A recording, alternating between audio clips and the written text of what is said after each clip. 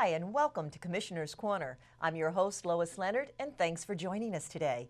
The first convention held by the women's rights movement was in 1848. The focus then was on women's lack of education and economic opportunities. Now, almost 170 years later, the 13th Annual Massachusetts Conference for Women was held at the Boston Convention Center, and the goals today may not be so different. Good morning! Is this fabulous or what? Welcome to the 13th Annual Massachusetts Conference for Women. We are the largest gathering of women in the country. Women absolutely will get this world growing again. You are fundamental to the future of economic growth. I don't have to tell people in this room the barriers women still face. I do want to talk about culture shift that is occurring, and it's not happening by accident. It's a direct result of the concentrated efforts made by women knowing their values and not being afraid to speak up about their experiences. Well, in Boston, we've decided it's time to stop talking about it and time to start doing something about it. Every single person has a role to play. And with us today to discuss the progress we've made is Executive Director of Boston's Office of Women's Advancement, Megan Costello. Thanks very much for joining us today. We really appreciate it. Thanks for having me. I appreciate being here. So what was your takeaway from the convention this year? The convention is always so energizing. I had the opportunity to go for the third time since we've been in office, and it's 11,000 women in one place. That's a lot of women. It's a lot of women. It's a lot of women from a variety of employers, both small businesses and large employers here in Boston. And it really is about women acknowledging, what they want to get out of their careers, what they want to get out of their lives, the unique challenges that women face that might be different compared to their male counterparts. So it's really a very inspiring and empowering day. Well, as you mentioned, 3 years ago, Mayor Walsh, he formed the Office of Women's Advancement, and you were there from day one. Yeah. So tell us about those initial days. Yeah, so during the transition when Mayor Walsh won in 2013, we were doing a lot of research on what the different city departments were like and what they had to offer, and it was during that transition where we saw an opportunity to say we can do even more for women. And so we had what was called the Women's Commission, and the mayor decided to invest more staff and resources to creating an actual department with decision-making authority. And the goal really was, yes, government's job is to create policy and to work on legislation, to create laws, that impact people's lives and protect people's lives. But there's also a really powerful tool in the bully pulpit of the mayor's office. And when you're talking about women's issues, you're really talking about every issue. And so we wanted to create a department that not only was focused on some of the more traditional issues that women face, the gender wage gap, ending human trafficking, things like that, but also was incorporated into every aspect of city life. So I've done a lot of work over the last few years with my incredible colleagues trying to think about how are we ensuring that women are at every table and part of every conversation that we're having in city government. Sure. You talked about gender wage gap because Yes. reports in early 2017 stated that women made 77 cents on every dollar that a man made. So how is your office helping to close that gap? Yeah, so for white women, it's 77 cents is the national average. For black women, 69 cents, Latino women, 54 cents. So we know that this is certainly something that impacts women of color more significantly. And again, this is an issue where we've been talking about this for decades. We've been trying to offer solutions for decades. There's been federal legislation that's been offered, state legislation that's been offered, which are important parts of the solution here, but we also have to address culture. And so in Boston, we've actually taken a very unique approach that we've been working at for a few years now, and we're starting to see the impact of that, which is very exciting. Mayor Walsh was a big supporter of the equal pay legislation that passed last session that goes into effect this summer, which will eliminate things like the salary history question. So employers in Massachusetts will no longer be allowed to ask you, what was your salary at your previous employer? Because frankly, it's irrelevant. Sure.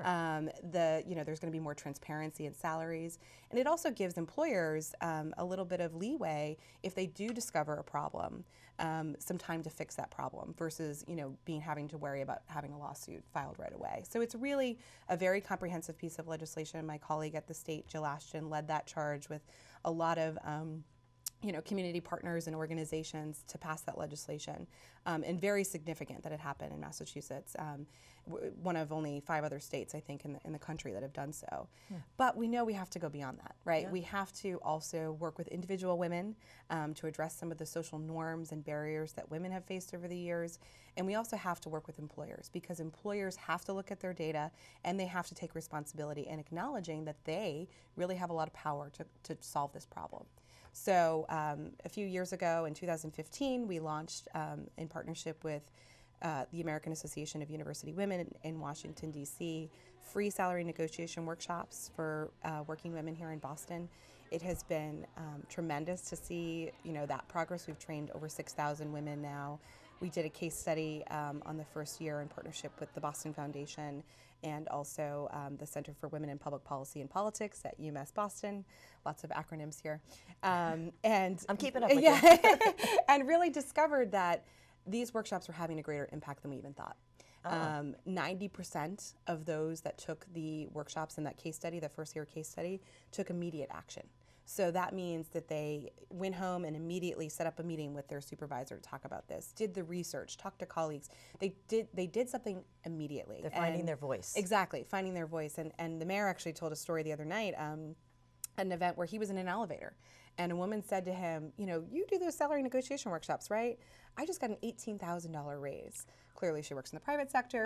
But I think that this is just an example, that's an anecdotal story of not only is the data telling us the impact that this is having, but it's also these anecdotal stories that we're hearing as well. That had to have made his day. Oh, absolutely, absolutely. So education opportunities are continuing to become extremely important when it comes to a wage for a woman. Do you anticipate the new report? We talked about 77 cents on the dollar. What do you think we're going to see in 2018? This is going to take time. I won't hold you to it. But. Yeah, I know, right? This is definitely going to take time. And I think we have to measure success by progress. So we're not going to close the wage gap overnight. But this is also why the work we're doing with employers is so important. So I just talked about the work we're doing with individual women, but employers here in Boston acknowledge that they have a role to play. And employers, they understand that this is the right thing to do, but this is also good for businesses' bottom line. And I think that's a really important point, because when you have a city that's majority women, this isn't just about making sure that individuals are paid, what they're worth because it's about social justice, but this is about Boston's economy. If the majority of our city is underpaid, that hurts the entire economy of Boston. And so employers here in Boston, we have over 225 employers, some of the largest ones like State Street and Mass Mutual, Vertex, that are raising their hands and saying, we want to take a leadership role here. And we want to anonymously report our wage data through the Boston Women's Workforce Council. We work with the Hariri Institute at Boston University to do that work. But also we want to have real dialogues about what is the actual experience for women in our workplaces. And, get people from the HR world, from the general counsel world, from the, CEOs to behind closed doors, having real conversations around pipeline, retention, a variety of things that are not necessarily the dollar and cent wage gaps that we see, but how are we also getting women into leadership positions? I think that's incredibly important, and I think that it's something that when we talk about the wage gap, people just think about the dollars and cents, and you certainly have to address that. But it's also about where are women in our organizations. We talked a little bit about partnership. Another partnership that your office has is with the Women Entrepreneurs Boston. Yeah. How's that partnership working? So that was something that was just sort of a brainchild with my colleague Kara Miller, who is in the Economic Development Cabinet. And she was running the Women on Main program, so really focused on small businesses that are women-owned. And we just discovered that there was a huge need, right, to be very intentional about supporting women entrepreneurs. And again, it's a complex, challenge. We know that there are barriers for women entrepreneurs. Women entrepreneurs have a much harder time getting access to funds and access to capital, investors and things like that. And so there is, some of it that's an unconscious bias or even a conscious bias in some cases. Or perhaps they didn't have a background, a financial background Yeah. that would warrant getting those loans that they need. Yeah, I mean, there's all kinds of, complex reasons why this exists. And so we decided, again, we need to be intentional in this space. And so my brilliant colleague, Kara Miller, leads the Women Entrepreneurs Program. We do a variety of programming. Every October, we have Women Entrepreneurs Week. And this year, we actually, reached thousands of women through that week, but she does this work throughout the year. And really, if there is a woman entrepreneur in this city, we can help you with understanding how do you get access to capital, what kind of classes are out there that you can take for free or for low cost, even just connecting you to other women, right? And talking about the unique challenges. There's also a fantastic, sort of online community that's just sort of formed organically where women business owners are really being cheerleaders of one another. And I think it's just so incredible to see the collaboration that women are recognizing their power when we work together. And the Boston Women's Commission you mentioned, that's another organization that you work with. Yeah, so we have a commission and we have the Workforce Council. I mean, I think the point here, and I'm mentioning a lot of different people that we collaborate with, this work can't be done alone. And we have an incredible mayor that is an incredible champion and ally for women and girls in our city, but it really takes all of us. And I think that, we have to think about our reach as the mayor's office. We have to think about our relationships in this city and how, when we're looking at traffic planning, right? Not only are we focused on, the actual mechanics of making that work, but we're also saying what other perspectives, should we be making sure are around this table? Do we have people of color at that table? Do we have women at that table? And that is something that, we just had race dialogues that Mayor Walsh led. And this is something he's deeply, deeply committed to. He really understands the importance of the diverse perspectives and how that strengthens the organization. We should be inclusive of everybody, but culturally that's not the way the world currently works all the time, and so we have to be intentional about it. Let's talk about those early days of the women's rights movement, because in those days, much of the focus was on the lack of voice that women had in politics. But flash forward to today, things are looking very different here in Boston. Let's talk about that. So I think a lot about those women from the Seneca Falls Convention. I actually have the Declaration of Sentiments in my office, that they wrote about their rights and their desires for equal participation in our government and in our society. And we have come a long way since then, and it's important to celebrate that progress. But it's also important to acknowledge that we do have room to grow. We have, had some very interesting times politically in the last few years. I think the 2016 presidential race was different, turned out differently than a lot of people anticipated. And the silver lining of that really has been people are saying, why not me? Why shouldn't I run for office? And what can I do to be engaged? And, I think that this is where local government is so important. We're seeing mayors all across the country leading on some of the issues that unfortunately our federal government, isn't quite focused on, whether it be climate change or whether it be immigration.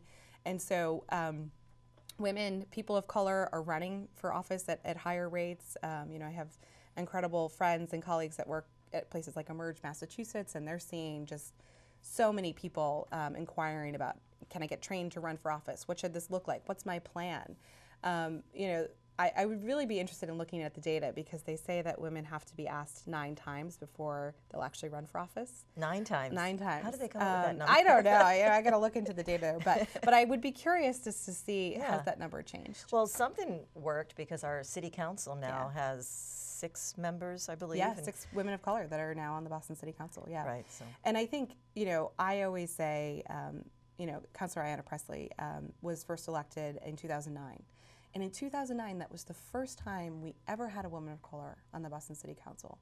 And in less than 10 years, amazing that it took that long in some ways, but it's also, and I know she's very humble about this, but in some ways, the fact that it has taken less than 10 years to get 6 women of color on the Boston City Council, I mean, we stand on the shoulders of those that came before us. And I think that it's really something to celebrate, the fact that we have diverse opinions and perspectives, whether that's racially diverse, gender diverse, or just even people's experiences in life, right? That makes government better for folks. Right.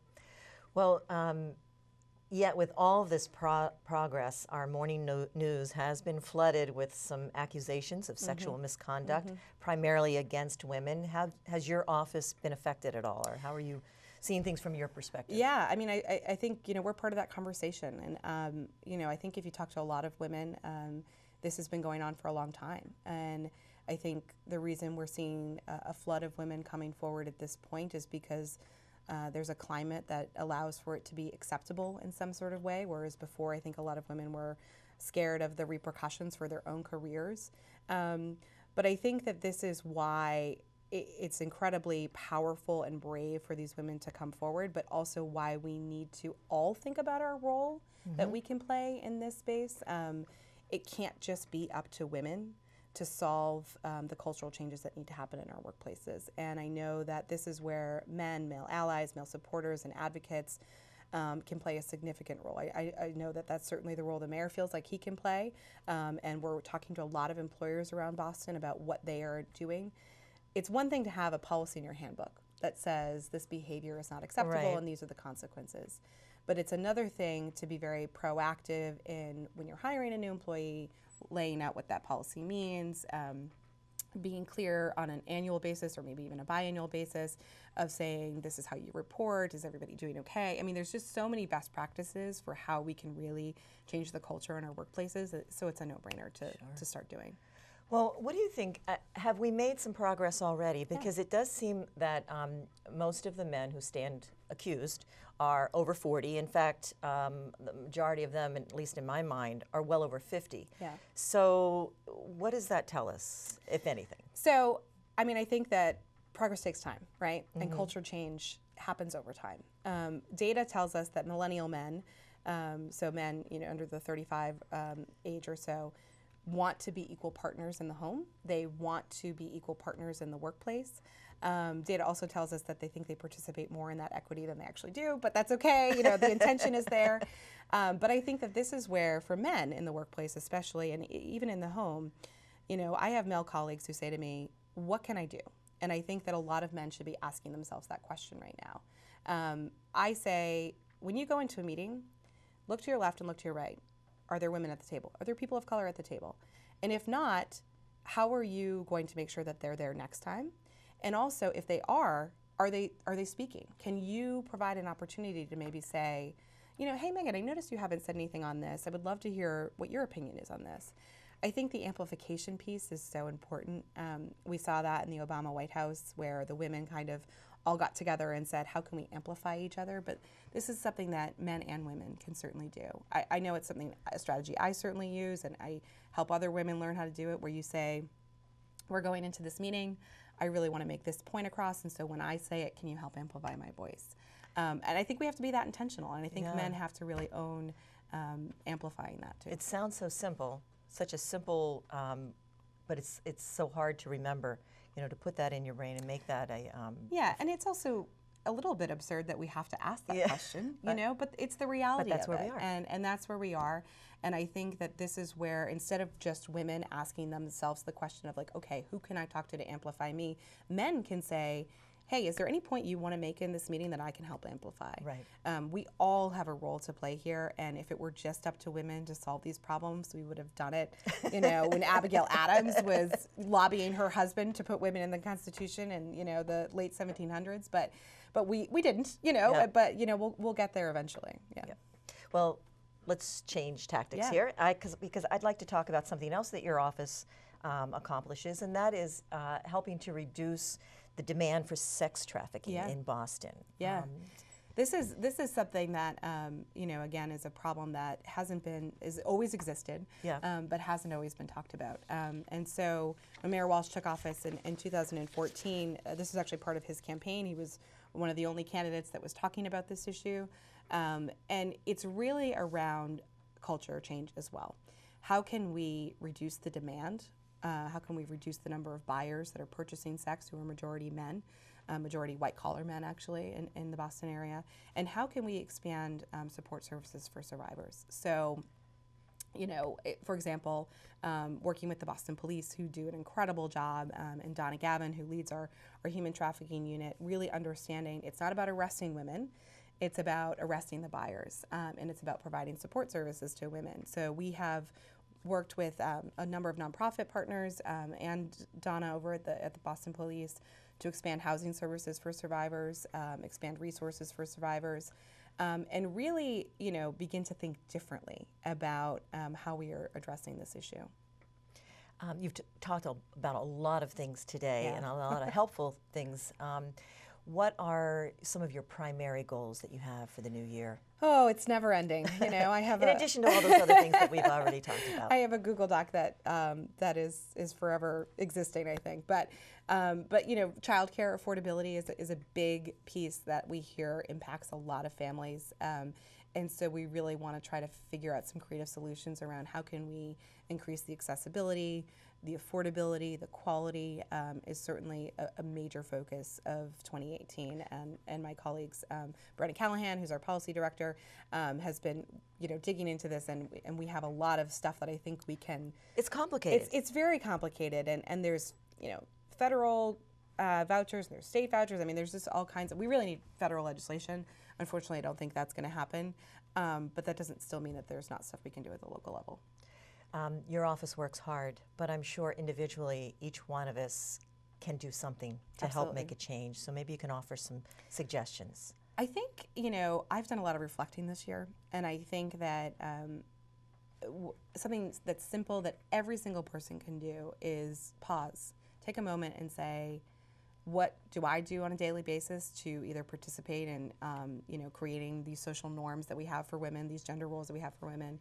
Is there something I could do differently to change my language, to change my behavior, to speak up? The amplification piece that I talked about, both men and women can do that in the workplace.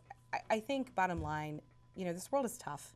And in 2017 especially, it was a tough year, for me at least. I don't know about other people. Let's be each other's cheerleaders. Let's be each other's supporters. Let's not assume the worst in people. And let's just keep doing good work together. We have to, it can be frustrating. There can be days where you feel like you're taking steps backwards, but we have to keep moving forward in order to really create the change that we want to see in the world. I think also, as a woman, you want people to know around you how their words are affecting you, but you also don't want to come across as preaching, as lecturing. So we have to find that delicate balance of making people aware of how they're making us feel, and I say us because I'm a woman, but at the same time acknowledging that I don't think you're a bad person. Right. Let's again think work about it together. from my perspective. Yeah, certainly. I think that's there was an interesting story I heard on the radio the other day where somebody who was doing trainings asked 50 men and 50 women, in separate rooms, men, what do you do to prevent yourself from being sexually assaulted every day?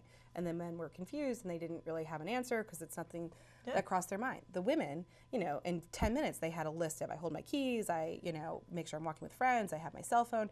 I mean, so that just shows that we see the world from different perspectives, and especially men can take a moment to ask a woman in their lives, what's your experience on this? What's your perspective on this? And just be reflective on what we can all do. Great conversation. Thank you. Thank you, our viewers, for joining us today. Here in Boston, women make up over 50% of our population. If you think the equality of women does not affect you, you're mistaken. It touches us all, and it's going to take all of us working together with no gender or racial lines to close all the gaps. Thanks for sharing your time with us today. To learn more, visit boston.gov/women to stay connected and stay informed. I'm Lois Leonard, and we'll see you next time on Commissioner's Corner.